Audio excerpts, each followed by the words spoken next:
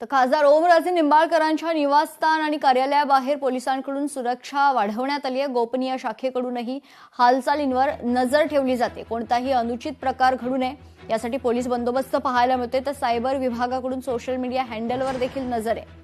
याचा आढावा घेतलाय लोकशाही मराठीचे प्रतिनिधी काकासाहेब कांबळे यांनी। पाहूयात। ठाकरे सेनेचे 6 खासदार पक्ष सोडणार असल्यानं महाराष्ट्राचं वातावरण ढवळून निघालंय। मी आता उभा आहे खासदार ओमराजे निंबाळकर यांच्या कार्यालयासमोर। तुम्ही पाहू शकता की इथं कोणताही अनुचित प्रकार घडू नये म्हणून या कार्यालयामध्ये पोलिसांची मोठी सुरक्षा वाढवण्यात आली आहे।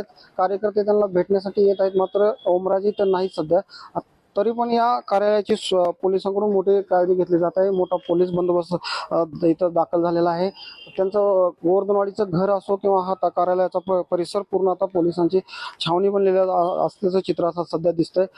ओमराजे यांनी आपली भूमिका म्हणजे ओमराजे निंबाळकर यांच्या खटल्याचा निकाल लागल्यानंतरच आपली भूमिका स्पष्ट करणार असल्या देखील मात्र आता सध्या तरी ओमराजे निंबाळकर यांच्या कार्यालयासमोर पोलिसांचा चोख बंदोबस्त लागल्याचं चित्र दिसतंय। काकासाहेब कांबळे, लोकशाही मराठी, धाराशिव। लोकशाही मराठी ऐका, पहा, जागरूक रहा।